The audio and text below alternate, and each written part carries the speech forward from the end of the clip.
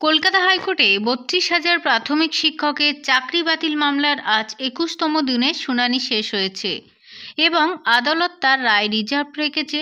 অর্থাৎ এই মামলার চূড়ান্ত রায় কিছুদিন পরেই ঘোষণা হতে চলেছে।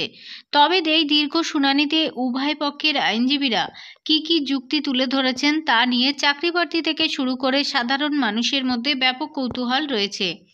আজকের শুনানিতে প্রায় সমস্ত আইনজীবীরাই অল্প সময়ের জন্য নিজেদের বক্তব্য রাখার সুযোগ পেয়েছেন। শুনানির মূল বিষয়গুলি ছিল সিবিআই চার্জশিট, নিয়োগ প্রক্রিয়ার অনিয়ম এবং চাকরি বাতিলের এখতিয়ার। বিভিন্ন আইনজীবীর সওয়াল জবাবের শুনানিতে একাধিক গুরুত্বপূর্ণ বিষয় উঠে আসে। যে বরিষ্ঠ আইনজীবী মীনাক্ষী আরোরা অনলাইন শুনানিতে অংশ নিয়ে প্রশ্ন তোলেন যে বিচারক নিজেই এখানে প্রসিকিউটরের ভূমিকা পালন করতে পারেন না। তিনি আরও বলেন, মোট আবেদনকারীর মধ্যে মাত্র 4.31% প্রার্থীকে ডেকে তাদের সাক্ষ্যের ভিত্তিতে 32,000 শিক্ষকের চাকরি বাতিল করা হয়েছে, যা স্বাভাবিক বিচার প্রক্রিয়ায় পরিপন্থী। মীনাক্ষী আরোরা আরও বলেন যে সিবিআইয়ের চার্জশিটে এই 32,000 শিক্ষকের বিরুদ্ধে সরাসরি কোনো দুর্নীতির অভিযোগ আনা হয়নি। এছাড়াও 269 জন এবং অন্যান্য কয়েকজনের নিয়োগের ক্ষেত্রে যে দুর্নীতির কথা এখানে বলা হয়েছে তার সঙ্গে এই 32,000 জনের কোনো কিন্তু সম্পর্ক নেই।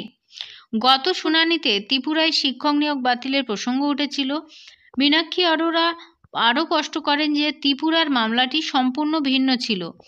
সেখানে এনসিটি এর নির্দেশিকা এবং সাংবিধানিক নিয়ম মানা হয়নি, কিন্তু পশ্চিমবঙ্গের ক্ষেত্রে তেমনটা নয়। আইনজীবী অভ্রতোষ মজুমদার বলেন যে সফল প্রার্থীদের তালিকা প্রকাশ করা হয়েছিল এবং সেটি ছিল প্যানেল। তিনি আরও বলেন যে মামলাকারীদের মধ্যে অনেকেই পরবর্তী নিয়োগ প্রক্রিয়াগুলিতে অংশ নিয়ে বর্তমানে চাকরি করছেন। তারাই এখন 2016 নিয়োগকে অবৈধ বলছেন। প্যারাটিচারের পক্ষ থেকে আইনজীবী জয়ন্ত মিত্র বলেন, অ্যাপটিটিউড টেস্টের পরিবর্তে তাদের যে অভিজ্ঞতার নম্বর দেওয়া হয়েছে সেখানে ভগ্নাংশ আসা স্বাভাবিক। কারণটা কি না, একজন 4.5 বছর বা 4 বছর 3 মাস কাজ করলেও তার চাকরির অভিজ্ঞতা ভগ্নাংশেই গণনা হবে। শুনানি শেষে অর্ডার রিজার্ভ রাখা হয়েছে।